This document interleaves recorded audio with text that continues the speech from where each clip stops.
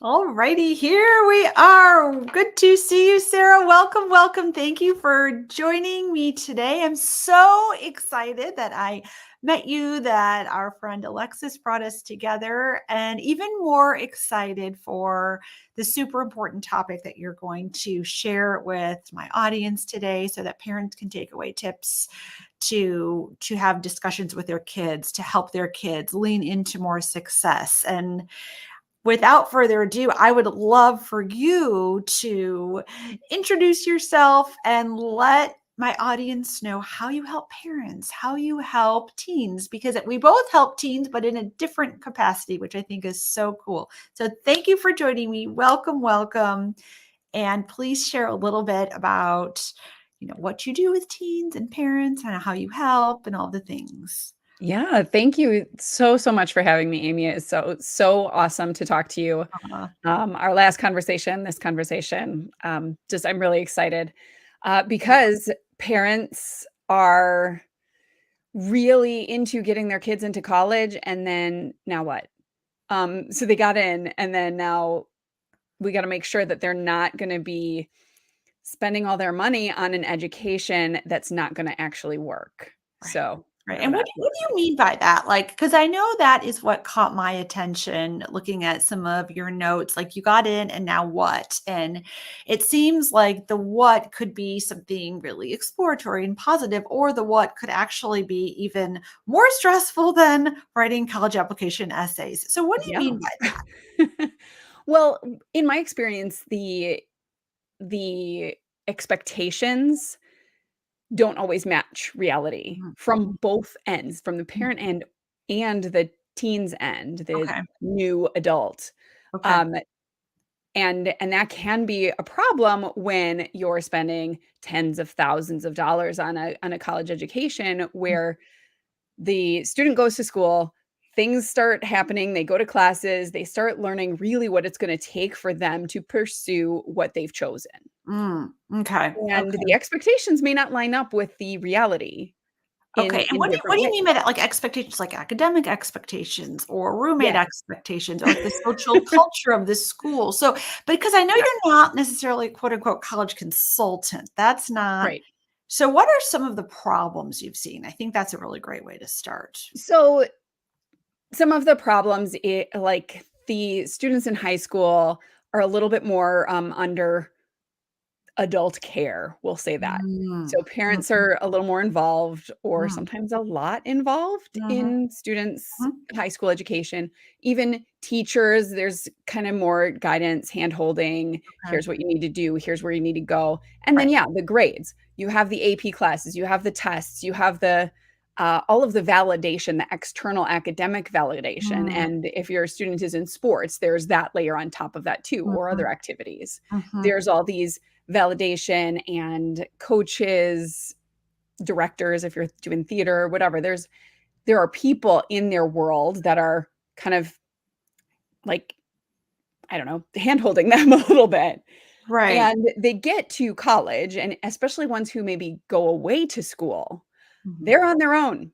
mhm, What are they doing with that freedom? mhm, And mhm, how is it mhm. impacting the academic performance? How is it Right. impacting their social life? How is it impacting their relationship with their parents when parents may not approve of some of the choices they then begin to make on their own?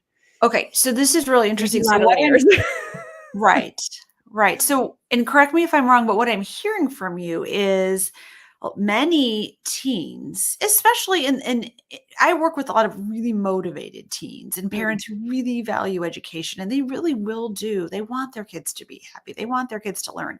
What I'm absolutely. hearing from you is it's almost like, and again, correct me if I'm not capturing this the right way. It's almost like kids moving through freshman year, sophomore year, junior year, senior year in high school, as long as they hit these indicators, so to speak, like good grades, or they're in their school play, or they're in a sport, they're meeting hours at their part time job, as long as they're checking off and doing Mhm. well with these indicators, the assumption is, I mean, this is super interesting, I think. Well, why wouldn't my student, my son or daughter, just transition nicely to the expectation at college? But what I'm hearing from you is it's not just those indicators anymore. There's so Yeah. much gray area that can really transform, and sometimes for the worse, how a child thinks about themselves, how they're doing in school, and what they're doing with a lot of time. Because I think, I mean, let's face it, on paper, kids could have one class a day, an 11 a.m. class, maybe two, maybe a 2 p.m. class. What are they doing during the day? So you're saying that there could be a lot of problems there, and those can be difficult conversations. And a lot of Yeah, times kids don't want to listen to their parents. Like, Mom, sure. you went to school how many years ago in the dark ages? Like, they Right, don't want, yeah, okay, I get that. right. And so So it's what kind of are like some the of training wheels coming off. the training You wheels are know, the coming training wheels are off, coming off. right? And Right, we're sometimes the kids are adulting gonna, without a net, so to speak. yeah, yeah, that's fab. Oh, I love that metaphor. And sometimes when the training wheels come off, the kids fly and ride those little two-wheel bikes smoothly. And many times And from your sometimes they experience, go so fast and hit a tree. mm, okay, so They keep tell doing me, what and they're how do, doing, and then maybe it leads to burnout, or maybe it leads to making some interesting choices that are not the most effective for what they say they wanna do or what their parents expect them to do, or, um and especially if they're just assuming other people's expectations. What I see a lot are mm, students, young people, mm, they wanna make their parents proud, mm, they wanna do the right thing, like you said, they're very motivated, right? They're driven, they're academically driven, they're athletically driven, they want the next level, they want the next accolade, the high test score, the all of the things, right. and yet there's this, disconnect between what their parents or mentors or guides or coaches what they actually expect and what the student thinks they expect. Okay, so give me an example. Like, I know what you mean on etherical. That makes total sense to me. But give me, like, break it down for me. What have you seen? Like, So, for example, I've seen young people hesitate to discuss a change of major, mhm, or change of mhm, direction with their mhm, parent mhm, because they mhm, don't wanna let their parent down, mhm, because they mhm, started on one track fully intending to pursue it. And then mhm, they get there, they get on that track, and it's really overwhelming or it's not quite in their strength, so they have to work harder than they did before. mhm. Something changes in how Right. they see that, that goal or that choice, Yeah. and they feel like, well, as they get exposed to new things at the college level or even in a job or career, whatever they're doing, Right. they see where they might fit better, Right. And I and would they want think to that's explore it. normal. I would think Yeah, that it's happens. totally normal. They want to explore it. We parents, we understand that's normal, and we don't like, we know they're not gonna let us down if they change their mind, Right. but they feel like they will. So Okay. then they don't talk about it, but then they start skipping classes, Okay. or their grades start slipping, or Okay.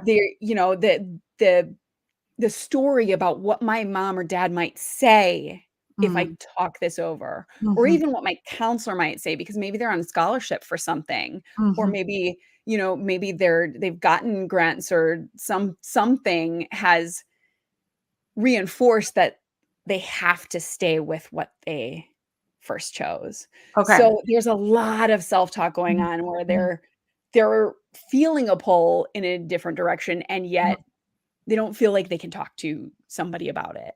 Okay, so I And think that's interesting. I think so basically you're saying, no, of course, a lot of kids, a lot of college students change majors, mhm, but you're saying, yeah, it's totally normal. but it's when all this stuff and this self-talk and this fear Mhm, builds up in their minds, and then they start to make bad choices like, well, I don't want to right, major in that anyway. I'm not going to go to that class, but I can't tell that to my parents. So right. I think that's really interesting that So it's this. like a subconscious way of getting the parent to initiate the conversation is, Mhm. "Oh, you're on academic probation? Like, what is going on?"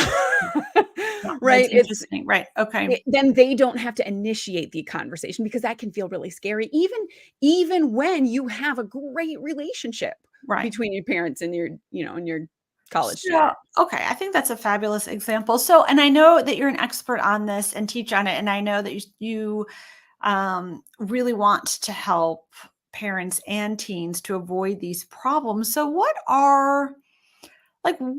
is your focus? Is it when there's an urgent problem, follow these tips, students and parents, or is it before things get too sticky, before kids start to skip classes or avoid these conversations because they're scared of what their parents are going to think.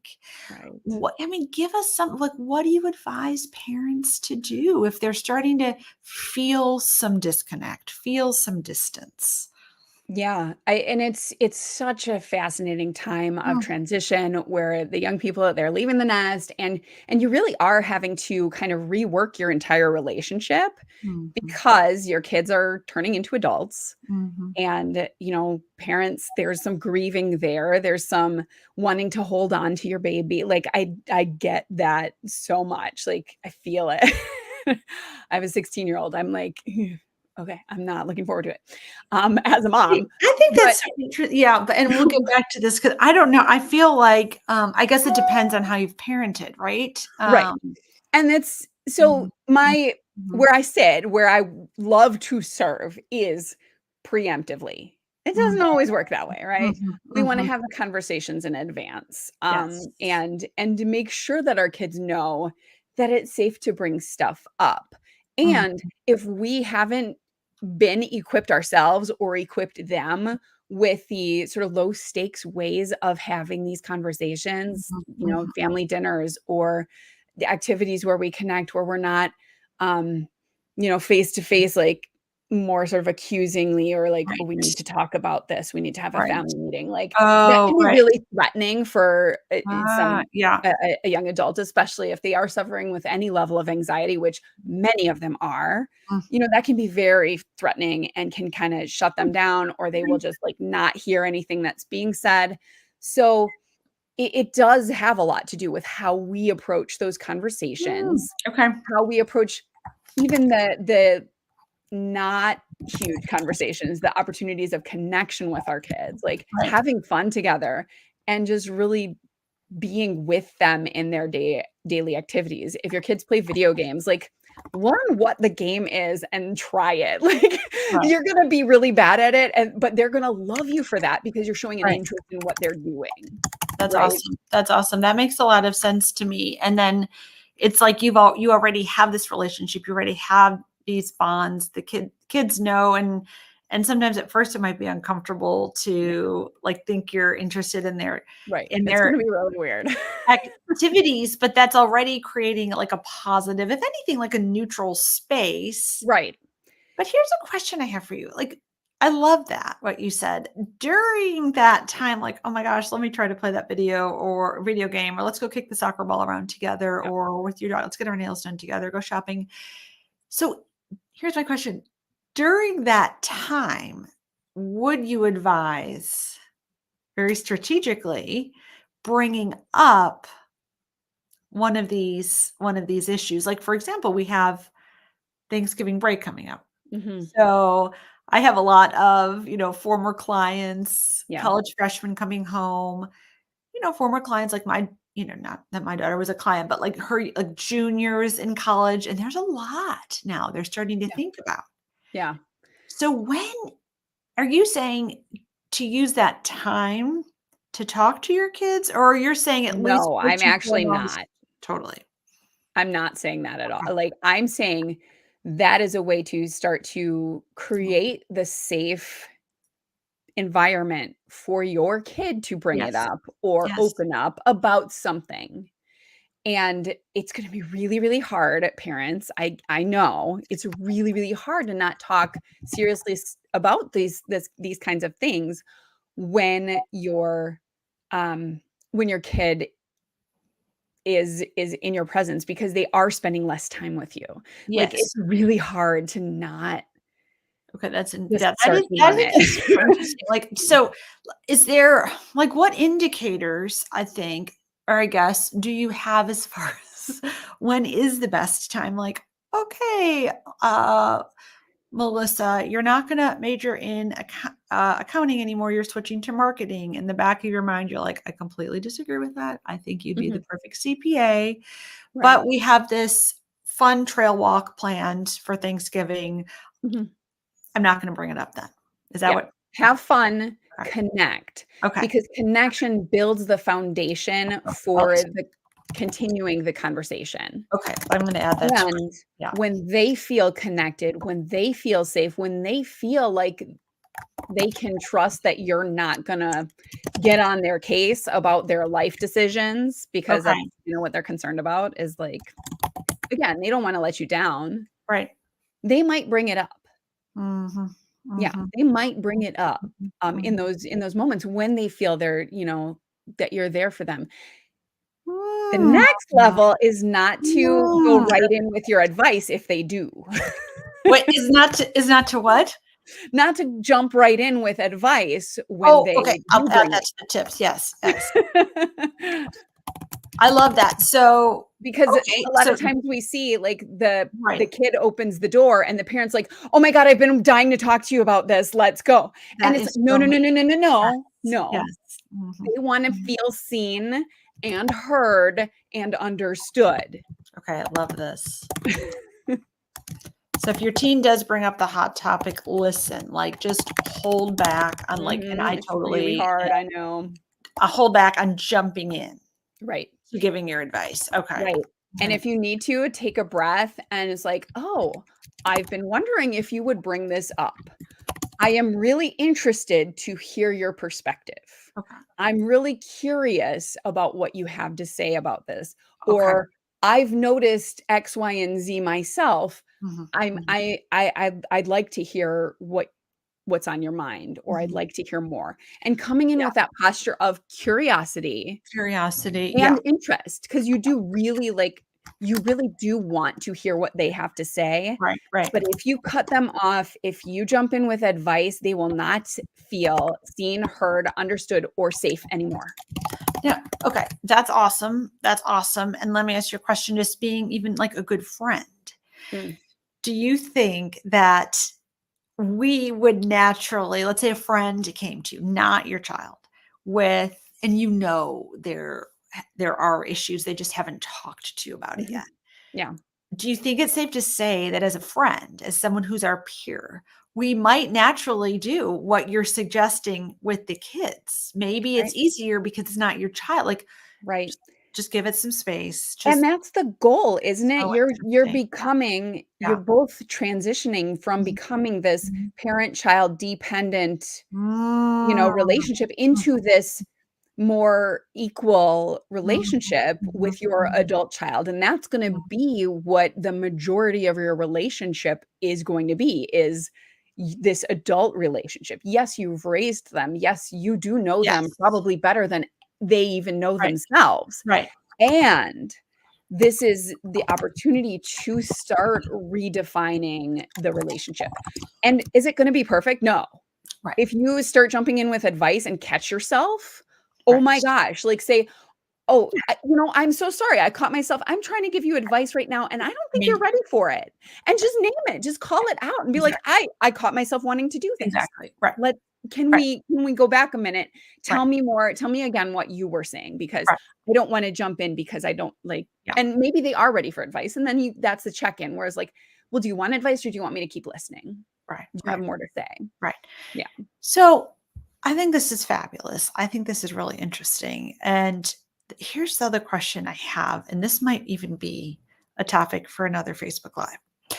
And love it. it relates to, in a wild way, just stick with me for a second. And parents, if you're watching this on the replay later today, please stick with me here. Thank you for joining us. Please feel free to post a comment or ask a question to myself or Sarah. But here is one of the, I'm picturing these like Venn diagrams of what you do with kids and parenting and what I do with writing and college admissions essays. And oftentimes I'll say, one parent say, "Well, how early do we have to get started with college admissions essay writing?" And I'll say, "Well, where is your child's skill level and comfort level with writing?" Yeah. Because what happens is they wait until the end of junior year and they haven't honed in on their writing skills, and now they have to write these admissions essays. Oh, So, sure. do you see if your tips and plans with talking with kids and prioritizing curiosity and gaining awareness and listening would actually be easier for parents if they let go a little earlier, if they started to employ those strategies throughout high school as opposed to Yeah. waiting until they're in college? Or but how do you gauge that? That's very difficult just for some parents, isn't And it? each kid is gonna be different. I have 3 sons, okay? And, like, my oldest is great, and he's not one to really take a lot of initiative on his own, and he's gotten there because we've developed that skill, like, we've worked with Yeah, him on it. My middle son, he's like, "I don't like this class, I'm gonna talk to the principal about changing it." And he just goes and he just does it, right. right? Like Yes. and Yes. I'm like, "Oh, okay, like, my work here is done, I guess." Right. So it is finding those ways if because a lot of times they don't know what they need to do to get what they want. And if they're coming to you to solve their problem for them, Mhm. the invitation is to walk alongside with Mhm. them Mhm. and teach Mhm. them what steps to take to solve Right. the problem and have them do as much of it as possible. Again, if they're not turning in homework, sit down, come up with strategies together. Like, Right. I don't know what your class is like. I don't know what your teacher is like. I'm not going to talk to your teacher for No. you, but here's what we can do together to kind of see what Yeah. kind of plan will work for you. And again, that posture of curiosity, making sure you listen, making sure Mhm. there is other times in your day to day where you're just being with each other Mhm. and just relaxed and having fun and being available. Mhm. I think that's so interesting that you said that. I'm thinking of 2 things. I know we have to wrap it up. I remember when I was hosting these parent coffees at my kids' elementary school, and we had a psychologist who owns a thriving practice here in Charlotte come and speak about technology and Mm, kids. And he said, "Look, the technology is not going away." And it's kind of like, yeah, that's a whole other conversation. well, it's kind of like, look, your kids growing up is not going away. And he said the best thing to do is to nurture the relationship with your Mm, child. And that's exactly, 100%. Sarah, what I'm hearing from you. I think that there's just so much here. And I know a lot of my parents will watch this on the replay this evening. And what is the best way for a parent if they're really interested in how you could possibly help? What is the best way for them to get a hold of you? What is the easiest way? Yeah, I have a gift for parents, Oh, which is that wow. it's just a little download, a few pages, and it's called Teen Talk Tactics. It is a conversation starting guide that Okay. includes some of the tips that we've talked about today about, making time for connection, making sure that you're in that posture of curiosity and making sure you listen Okay. and allow for them to bring that up. Okay. And The how can they get this the free link is gift? saradeacon.com/tactics. Okay, let's see. I'm gonna go I I'm see you're gonna post typing, so I'm gonna let this. you just drop it into the chat. SaraDeacon.com, DEA It slash it's back right yeah, right I there, think I got wherever it, my yeah. name is, I don't know. Yep. Thanks. saradeacon.com/tactics. Okay, awesome. I'm Yes, hoping okay, you'll see it in a sec if I got okay, that's awesome. that Thank should you. be it. Thank you. And if anyone wanted to message you here on Facebook, they could also find you easily. Absolutely, I Okay. am on Facebook. Thank you. I'll drop in the chat and say hi, and, I love to connect with people, answer these questions. Yeah, Awesome. this is Awesome. my I jam. think that you're just an essential resource for parents and teens as they head off to college. If they're in college and they do feel some friction with expectations and Yeah. what they thought would be, and it's just not, and it's really difficult to bring that up. So thank you so much for your time. And as we wrap it up here, is there one, and if there's not, it's fine, but one last golden nugget of advice, of a tip, anything you'd like to share before we say goodbye?